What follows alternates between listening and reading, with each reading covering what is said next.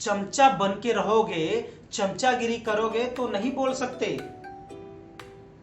समझ रहे हो मैं क्या कहना चाहता हूं? मैं ये कहना चाहता हूं कि पढ़ो, लिखो और इतने मजबूत बन जाओ कि कोई इस प्रकार से अगर बोले ना तो 10 बार सोचे कि ये बंदा लाया हुआ नहीं है, ये बंदा खुद बनाया हुआ है, खुद के दम पे बना हुआ है। तो जो लोग अपने दम से बने होते हैं उनमें दम भी होता है कहने के लिए कि आज से अगर तने लैंग्वेज की, रफ लैंग्वेज यूज की, गाली दी, उल्टा बोला और अपनी औकात में रहकर नहीं बोला तो ये जो जबान है ना इसको लपेट दूंगा गले में। तो ऐसा बनो ना यार, पढ़ो, दम लगा के पढ़ो।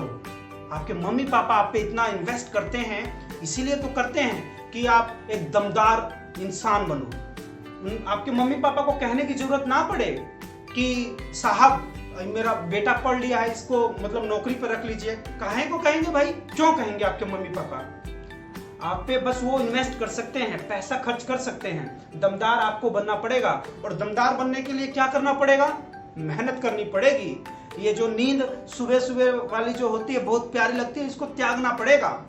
आगे बात समझ में? जब इसको आप त्यागोगे, अच्छा पढ़ोगे, लिखोगे तो आप में दम होगा। अब फिर इस तरीके से कोई बोलेगा ना तो उसकी औकात उसी समय बता दोगे, चमचागिरी नहीं करोगे। कंपनी में आमजन बोलते हैं भाई कि तू, सब लोग साहब साहब बोलते हैं इनको और भाई तुम साहब क्यों नहीं बोलते? तो मैं बोला भाई यहाँ पे साहब बोलने थोड़ा आया हूँ यार, काम करने, करवाने और काम सीखने आया हूँ। यहाँ साहब बोल के चमचागिरी करके ये प्रेम है, ये वो बंदा नहीं है जो आप समझ रहे हो।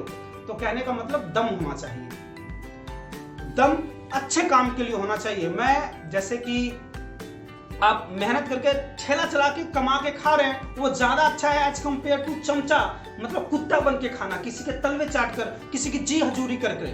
अपने दम, अपने मेहनत, गुरु गोविंद साहब जी के किरत कमाई खाइए कि ये मेहनत करके, इस हाथ किस लिए दिए ईश्वर ने? मेहनत करके खाइए, चमचागिरी मत कीजिए, भूत बनाइए, समय मत बर्बाद किया कीजिए। सबसे पहले तो समय आप बहुत बर्बाद कर देते हैं, समय मत बर्बाद किया कीजिए, पढ़ा कीजिए, अपने आप को मजबूत बनाइए। मजबूत बनाने के लिए सबसे ज्यादा जरूरी चीज है पढ़ाई। पढ़ाई एक ऐसा शस्त्र है जो बैठे बैठे बड़ों की ऐसी की तैसी कर देगा।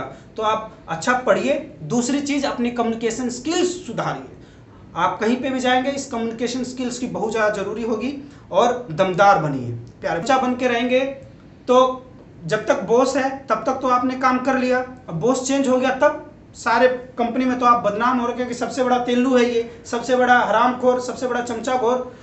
तो जब नया बॉस आएगा और मेरे जैसा दमदार आ गया ना, ऐसा रगड़ेगा मालूम नहीं चलेगा कि पापा जी कहाँ गए हुए हैं। तो प्यारे बच्चों, आपको तो मैं बस यही कहूंगा कि भाई इस प्रकार के जो हरकतें हैं चमचागिरी वाले, ये कभी मत कीजिए। किसी के आगे पीछे घूमने वाला मत बनिए। कुछ दम ऐसा बनाइए कि लोग आपके पीछे घूमे। भीड़ से अलग चलकर कुछ करोगे, मेहनत लगेगी और जब मेहनत लगेगी तभी आप दमदार बनेंगे।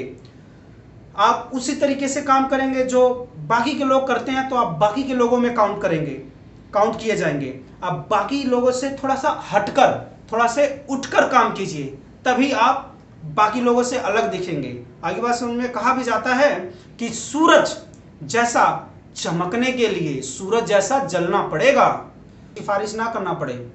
तू पढ़ और अपने दम पे नौकरी लग के दिखा और ना चाहिए।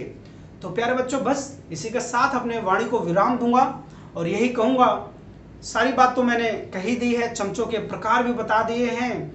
और जो चमचागिरी करते हैं वो ज़्यादा लंबे समय तक लंबे रेस के घोड़ा नहीं होते, वो एक कुएं के मेंढक होते हैं। वहीं पे जन्मेंगे, वहीं पे सब कुछ करेंगे और वहीं पे मर जाएंगे। जो दमदार होते हैं अपने आप को, अपने स्किल्स को आगे बढ़ाते रहते हैं, अपने को नया नया चीज़ सीखते रहते हैं, अपने आप को अपडेट करते रहते हैं। और चमचा खोरों की ये आदत है, उनको मालूम है कि ना तो हमें कुछ करना है ना हमें कुछ आता है, तो तलवे चाट कर ही आगे बढ़े। तो प्यारे बच्चों, आप उस कैटेगरी में मत पड़िएगा। आप जब भी बनिएगा दमदार बनिएगा, सो डैट कि मैं भी गर्व से कहूं कि मैंने किसी को सिखाया था और देखिए ये ऐसा बन गया है। टिल देन टेक केयर, खुश रहिए, नमस्कार।